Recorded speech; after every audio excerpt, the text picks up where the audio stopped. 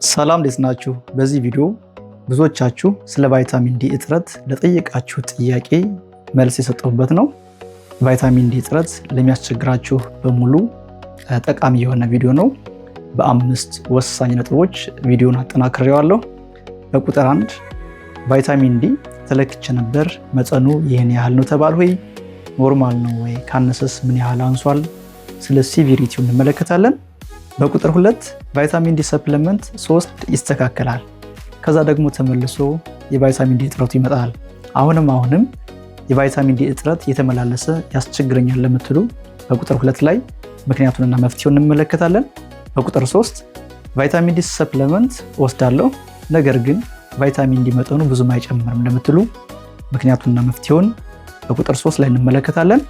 በተራ ቁጥር 4 ናቹራል ቫይታሚን ዲ ቨርሰስ ሲንተቲክ ቫይታሚን ዲ በተፈጥሮ ከፀሐይ ሙቀት በቆዳችን አማካኝነት የሚመረተውን ቫይታሚን ዲ እና በፋብሪካ ደረጃ የሚመረተውን ቫይታሚን ዲ እያነጻጸን እንመለከታለን። ይህም ጠቃሚ ስለሆነ ነው።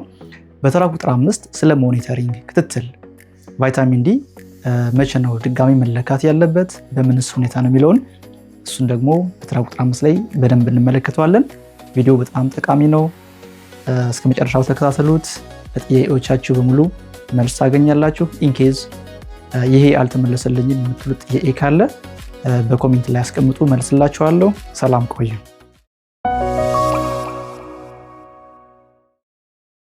ቁጥር 1 ስለ ሴቬሪቲ እንመለከታለን። ቫይታሚን ዲ ሲለካ በሁለት ቁጥሮች ይገለጻል፣ በናኖግራም ፐር ሚሊ ሊትር እና በናኖሞል ፐር ሊትር። ናኖግራም ፐር ሚሊ ሊትር ተለቅ ያለ ዩኒት ነው። ወደ ናኖሞል ፐር ሊትር ለመቀየር በ2.5 ማባዛት ያስፈልጋል። 1 ናኖግራም ፐር ሚሊ ሊትር እኩል ይሆናል 2.5 ሲባዛ ናኖሞል ፐር ሊትር ነው። ለምሳሌ የአንድ ሰው ቫይታሚን ዲ መጠኑ 16 ናኖግራም ፐር ሚሊ ሊትር ከሆነ ወደ ናኖሞል ፐር ሊትር ለመቀየር በ2.5 ማባዛት ነው። 16 በ2 32፣ 16 በግማሽ 8፣ ስለዚህ 32 ሲደመር 8 40 ማለት ነው። ስለዚህ 16 ናኖግራም ፐር ሚሊ ሊትር ማለት ከ40 ናኖሞል ፐር ሊትር ጋር እኩል ነው ማለት ነው። ኤኒዌይስ ከዚህ በኋላ የማቀርብላችሁ ናኖግራም ፐር ሚሊ ሊትር እንጠቀማለሁ ማለት ነው። የቫይታሚን ዲ መጠናችሁ ተለክታችሁ ከ30 እስከ 50 ናኖግራም ፐር ሚሊ ሊትር ከሆነ ኖርማል ነው። መጠኑ ከ20 እስከ 30 ከሆነ ደግሞ ኢንሰፊሽንት ይባላል፣ አንሷል ማለት ነው። መጠኑ ከ12 እስከ 20 ከሆነ ዴፊሽንት ይባላል፣ አሁን አጥሯል ነው፣ እጥረት አለ ማለት ነው። መጠኑ አይበለውና ከ12 በታች ከሆነ ደግሞ ሲቪር ዴፊሽንሲ ይባላል፣ አሁን ከፍተኛ እጥረት አለ ማለት ነው። ስለዚህ የእናንተ የቫይታሚን ዲ መጠናችሁ ከየትኛው እንደሚመደብ አሁን አውቃችኋል። ወደ ቁጥር 2 እንሂድ። በቁጥር 2 ቫይታሚን ዲ ሰፕሊመንት ስትወስዱ ይስተካከላል፣ ከዛ ደግሞ ተመልሶ እጥረቱ ይመጣል። ምክንያቱንና መፍትሄውን እንመልከት። እዚህ ላይ ያለው ዋነኛ ችግር ሜንቴናንስ ዶዝ አትወስዱም ነው። ለ6 ሳምንት ያህል በየሳምንቱ 50 ሺህ ተደርጎ የሚሰጣችሁ ሎዲንግ ዶዝ ወይም ኮሬክሽን ዶዝ ይባላል። ማስተካከያ ነው፣ የነበረውን እጥረት ማስተካከያ ነው። ከዛ በኋላ ለቀጣይ 6 ሳምንት ያህል ሜንቴን አድርጎ ባለበት ሜንቴን አድርጎ ስቲዲ ስቴት እንዲቀጥል ደግሞ ተጨማሪ ሜንቴናንስ በየቀኑ የሚወሰድ ያስፈልግ ነበር። እሱን ብዙዎች አትወስዱም። በዚህ ምክንያት ቶሎ የተመላለስ ያስቸግራችኋል ማለት ነው። ስለ ሜንቴናንስ ዶዝ በደንብ እንመልከት። ሜንቴናንስ ዶዝ በየቀኑ ነው የሚወሰደው። ለአዋቂዎች ስፔሲፊካሊ ስናወራ ከ800 እስከ 2000 በየቀኑ የሚወሰደው ሜንቴናንስ ዶዝ ነው። በአማካይ 1000 በቂ ነው። በሶስት መልኩ ሜንቴናንሱን ማግኘት እንችላለን። አንደኛው ራሱ ሰፕሊመንቱ ነው፣ የሚዋጡ መድኃኒት ማለት ነው። ሁለተኛው የፀሐይ ሙቀት ነው። ሶስተኛው ከምግብ ነው። ስለዚህ የትኛውን አማራጭ መጠቀም አለብን? የሚመቻችሁ መምረጥ ነው። ከሐኪም ጋር ተማክራችሁ ማድረግ የሚችሉትን መምረጥ ነው። ሶስቱም ውጤታማ የሆኑ ናቸው። በዲቴል እንመልከታቸው። የሚዋጡ መድኃኒት ግልጽ የሆነ ነገር ነው። 1000 ኢንተርናሽናል ዩኒት የሆነ ቫይታሚን ዲ በየቀኑ መውሰድ ነው ለ6 ሳምንት ያህል። የፀሐይ ሙቀትን ስንመለከት ሰውነታችን በቀን ውስጥ 800 ኢንተርናሽናል ዩኒት ቫይታሚን ዲ ይፈልጋል። ይህን ለማምረት በሳምንት 4 ቀን የፀሐይ ሙቀት ማግኘት ያስፈልጋል። በቀን ከ20 እስከ 30 ደቂቃ። ተመራጭ ሰዓት ከ4 ሰዓት እስከ 5 ተኩል ጠዋት በኢትዮጵያ አቆጣጠር፣ ከሰዓት ደግሞ ከ8 ተኩል እስከ 10 ሰዓት ያለው ተመራጭ ሰዓት ነው። ለምን? ሁለት ነገሮችን ያማከለ ነው ይህ ሰዓት። አንደኛ አልትራቫዮሌት ቢ ቫይታሚን ዲ እንዲመረት የሚያደርገው አልትራቫዮሌት ቢ በጥሩ መጠን አለ። አት ዘ ሴም ታይም ቆዳን የሚጎዱ ጨረሮች እና አልትራቫዮሌት ኤ የመሳሰሉት ደግሞ ብዙም በከፍተኛ ሁኔታ የማይገኙበት ሰዓት ተመራጭ ሰዓት ነው። ቆዳን እንዳይጎዳ አት ዘ ሴም ታይም ደግሞ ቫይታሚን ዲ በበቂ ሁኔታ እንዲመረት የሚያስችል ታይም ነው። ከ4 ሰዓት እስከ 5 ተኩል ከ8 ተኩል እስከ 10 ሰዓት ያለው ታይም ማለት ነው። ስለዚህ በዚህ ሰዓት ያለውን የተመቻችሁን ሰዓት መርጣችሁ ፀሐይ መሞቅ ማለት ነው። ይህ ሰዓት ነው፣ ግን ፀሐይ ግን መኖር አለባት። ደመና ሆኖ መቼም ሞቅ አይባልም። ፀሐይ ኖራ ማለት ነው። ፀሐይ ኖራ በዚህ ሰዓት መሞቅ ማለት ነው። ህፃናት ሲሞቁ ሙሉ ሰውነታቸው የፀሐይ ሙቀት ያገኛል ከአይናቸውና ከመራቢያ ክፍላቸው በስተቀር አይደለም። ለአዋቂዎች ለእኛ ሲሆን ግን ጀስት ኤክስፖዝድ የሆነው ኤሪያ በቂ ነው። ፊታችን፣ አንገታችን፣ በተወሰነ መልኩ እጃችን ኤክስፖዝድ የሆነው ኤሪያ ከ6 እስከ 10% አውት ኦፍ ቶታል ቦዲ ሰርፌስ ኤሪያ የፀሐይ ሙቀት ቢያገኝ እና ለ20-30 ደቂቃ በየቀኑ ሙቀት ቢያገኝ በቂ ቫይታሚን ዲ 800 ኢንተርናሽናል ዩኒት በየቀኑ ይመረታል ማለት ነው። ስለዚህ ሜንቴናንስ ዶዝ በዚህ መልኩ ማስቀጠል ይቻላል ማለት ነው። ሶስተኛው ሜንቴናንስ አማራጭ ምግብ ነው። በቫይታሚን ዲ የበለጸጉ ምግቦችን መመገብ። በዋነኝነት በቫይታሚን ዲ የበለጸገው ምግብ አሳ፣ በተለይ ሳልመን እና የአሳ ዘይት በቫይታሚን ዲ የበለጸጉ ናቸው።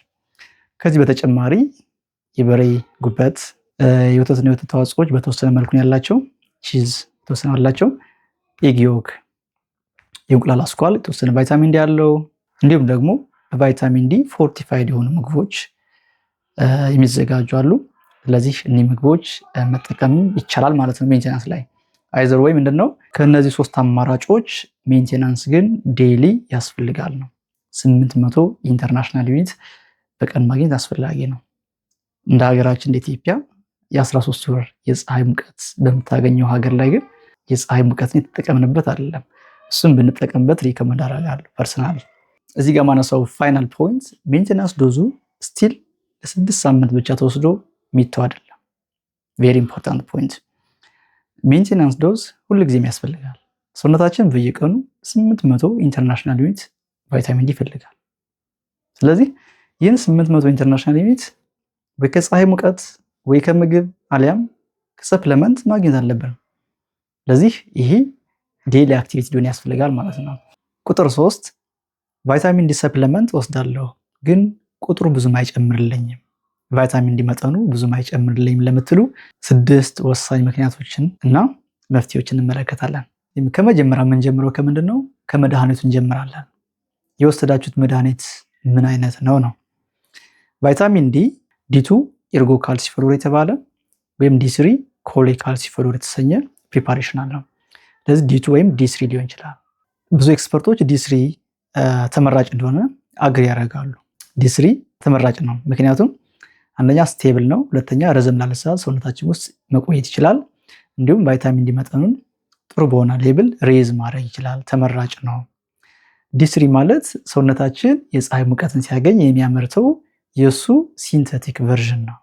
ሰውነታችን ውስጥ የሚመረተውን የሚመስል በፋብሪካ ደረጃ የተሰራ ቫይታሚን ዲ ነው። ስለዚህ እሱ ተመራጭ ነው። ስለዚህ እሱ መምረጥ ማለት ነው።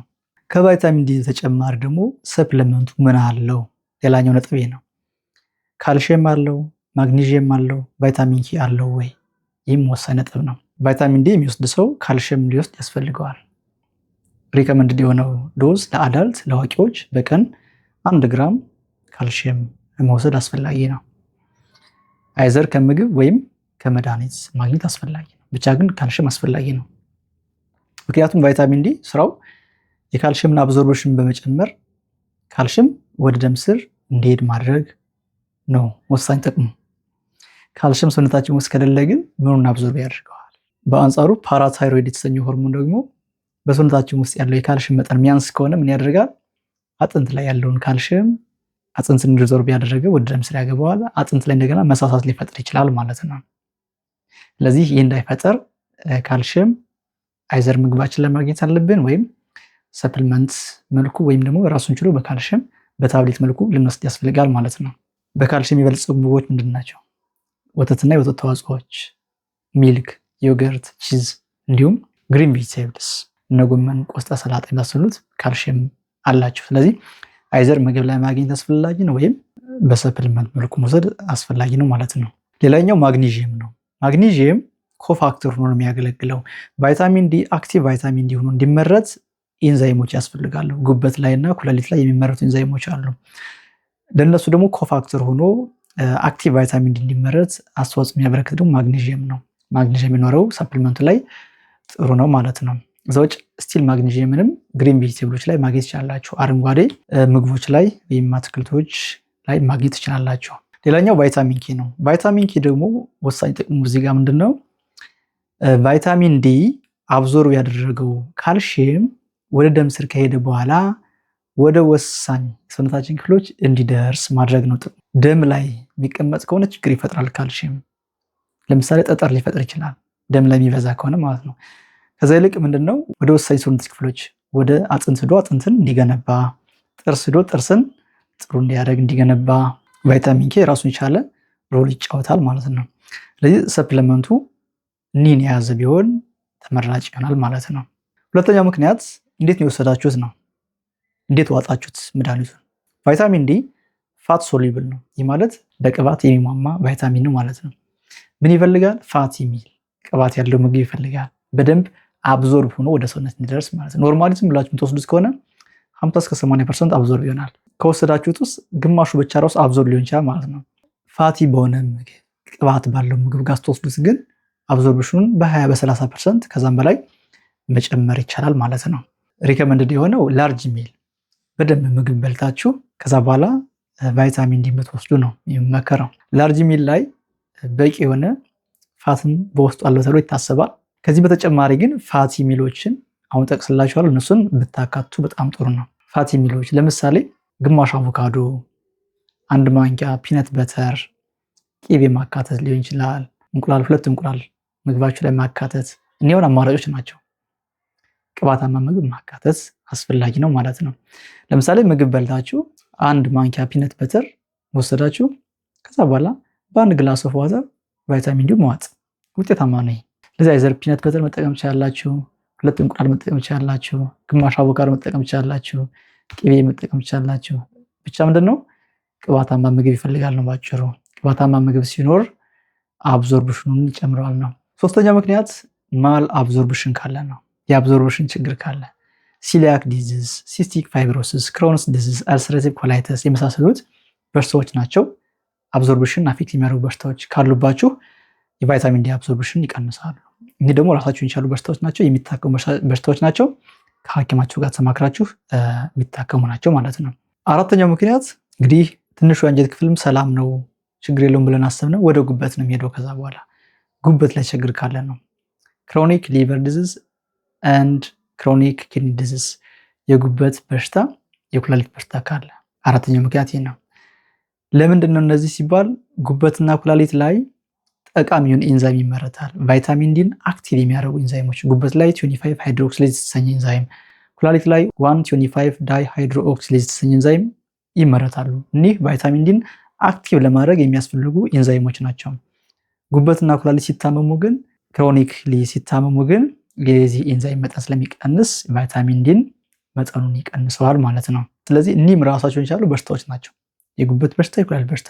ኦልሬዲ የጉበትና የኩላሊት ችግር ያለባችሁ ክትትላችሁን ከሐኪማችሁ ጋር መቀጠል ነው። ሊኖርብኛል ብላችሁ ሳስፔክት የምታደርጉ ደግሞ ቼክ ማድረጉ አስፈላጊ ይሆናል ማለት ነው። ጉበት ላይ በተለይ አልኮሊክ ይሆናቸው አልኮል በደንብ የምትጠጡ ሰዎች እና ሄፓታይተስ ያለባቸው ሰዎች፣ ሌሎች ምክንያቶች አሉ፣ ግን በዋነኝነት ለጉበት ሪስክ ነው ይሄኛው። ኩላሊት ላይ ደግሞ ዲያቤትስ ሜሊተስ፣ ስኳር በሽታና ግፊት ያለባቸው ሌሎች ምክንያቶች አሉ። አሁንም ግን በዋነኝነት እነሱ ናቸው ትልቅ ሪስክ ወይም ጠላት ይሆን ያሉት ማለት ነው። ለዚህ ቼክ መደረጉ ጠቃሚ ይሆናል ማለት ነው።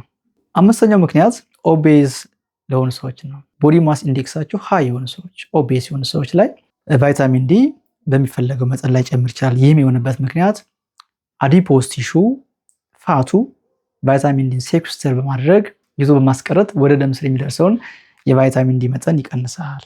ስለዚህ ኦቤዝ የሆናቸው ሰዎች እንደሌላኛው አይነት ሰው በኩል መጠን አይጨምርም ማለት ነው። እዚህ ላይ መፍትሄው ምንድነው? ወይ ኦቤሲቲ ማስተካከል ነው፣ ክብደትን አጀስት ማድረግ ነው፣ ስብን ማጥፋት ነው። አሊያም የሚታዘዝላችሁ ዶዝ ሃየር ሌቭል መሆን አለበት። ከሌሎች ሰዎች የበለጠ ዶዝ ሊታዘዝላችሁ ያስፈልጋል፣ ተመሳሳይ ሌቭል ለማድረስ ማለት ነው። ስድስተኛው ምክንያት ጄኔቲክ ኮዝ ነው፣ በዘር ምክንያት የሚመጣ ነው። ቫይታሚን ዲ አክት የሚያደርግበት ሪሴፕተር አለው። የሚያጓጉዙት ደግሞ ትራንስፖርተሮች አሉት። እነሱ ጋር ጄኔቲክ ችግር ከተፈጠረ የቫይታሚን ዲ መጠን ሰውነታችን ውስጥ ያለው ሊቀንስ ይችላል ማለት ነው።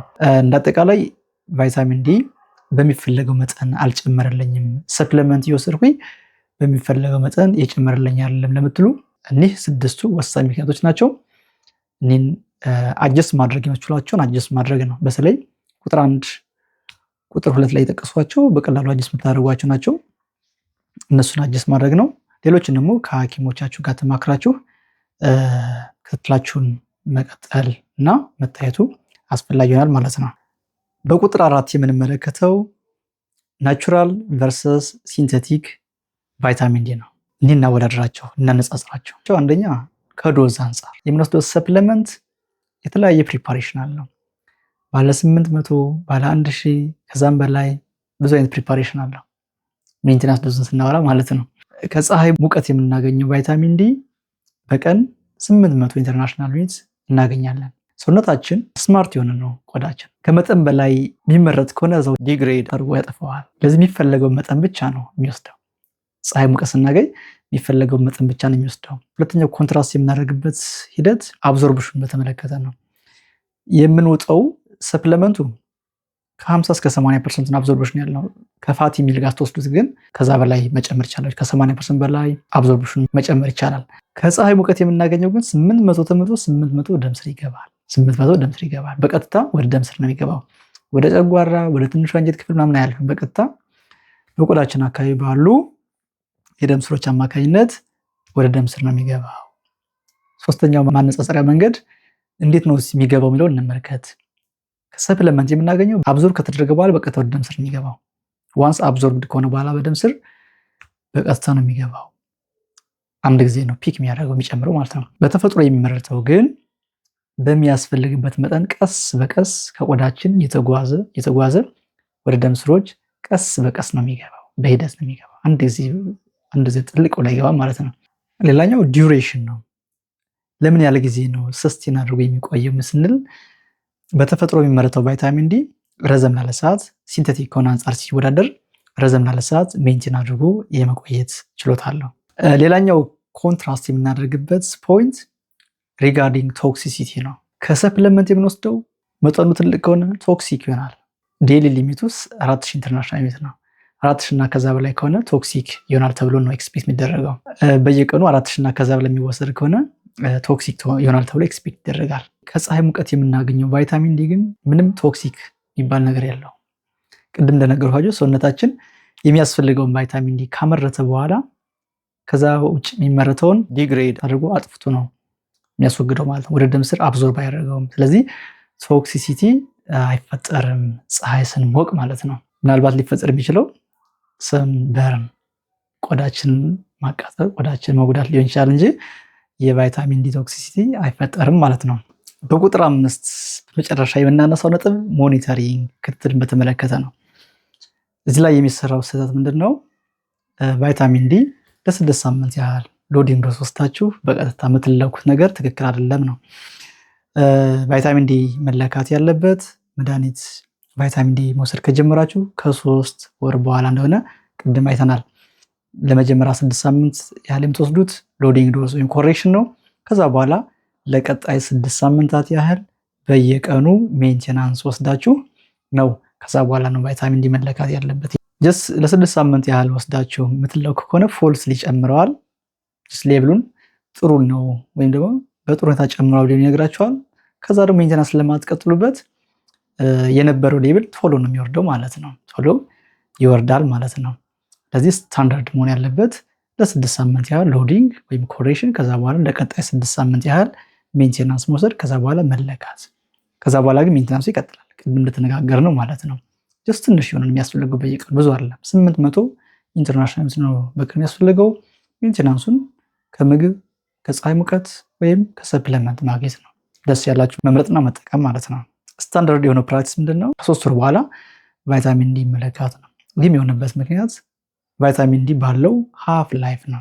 ሃፍ ላይፍ ማለት አንድ መድኃኒት ግማሹ ደም ስር ላይ የሚሆንበት ግማሹ ከሰውነታችን የሚወገድበት ሰዓት ነው።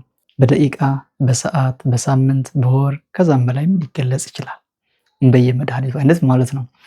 የቫይታሚን ዲ ሃፍ ላይፍ ከ2 እስከ 3 ሳምንት ነው። በአማካይ 2.5። አንድ መድኃኒት ስቲዲ ስቴት በሆነ መልኩ ኮንስታንትሊ ሜንቴን አድርጎ ለመቀጠል 5 ሃፍ ላይፍ ይፈልጋል። በአማካይ 5ን በ2.5 እናባዛው 12.5 ሳምንት ይመጣል። ለዛም ነው ይህ ማለት 3 ወር እና እዛ በላይ ማለት አለ። ለዛ ነው ከ3 ወር በኋላ መለካት አለበት የምንለው ማለት ነው። ሌላኛው ሞኒተሪንግ ወይም ክትትል ላይ የምናነሳው ወሳኝ ነጥብ ምንድነው? ማሽኑ በራሱ ደግሞ ኢፌክት አለው የቫይታሚን ዲ ሌብሉ ላይ ማለት ነው። እነ ፖይንት ኦፍ ኬር፣ ፋይን ኬር የመሳሰሉት ሌብሉን በተወሰነ መልኩ ይቀንሳሉ። ፎልስሊ ዲክሪዝድ የሆነ ቫሉ ይሰጣሉ። አንሶብሃል፣ እጥረት አለ ብለው ሪፖርት ያደርጋሉ ማለት ነው። ኢቭን ያላችሁ ሌብል ኖርማል ሆኖ ራሱ ፎልስሊ አንሷል ብለው ሪፖርት ያደርጋሉ። ለዚህ ስታንዳርድ የሆነው ጎልድ ስታንዳርድ የሆነ መለኪያ ኤልሲ ኤምኤስ የተሰኘው ነው። ሊኩዊድ ክሮማቶግራፊ ማስ ስፔክትሮሜትሪ የተሰኘው ዲቫይስ በጥሩ ሁኔታ ቫይታሚን ዲን ይለካል ተብሎ የተሰራ ማሽን ነው። ውድ ተመልካቾች እንግዲህ በዛሬው ቪዲዮ 5 ወሳኝ ነጥቦችን አንስተን የቫይታሚን ዲ እጥረትን በተመለከተ በዚህ መልኩ ተመልክተናል። ቪዲዮውን ጠቃሚ ሆኖ እንዳገኛችሁ ተስፋ አደርጋለሁ። የአብዛኞቻችሁ ጥያቄ ተመልሷል ብዬ ተስፋ አደርጋለሁ። ምናልባት አሁንም ጥያቄ ያልተመለሰ የምትሉት ካለና ሌላ የምታነሱት ሀሳብ ካለ ኮሜንት ላይ አስቀምጡ፣ በጋራ እንመለከተዋለን። በቀጣይ በሌላ ቪዲዮ እስክንገናኝ ድረስ ሰናይ ቆይታ እመኝላችኋለሁ። ሰላማችሁ ይብዛ።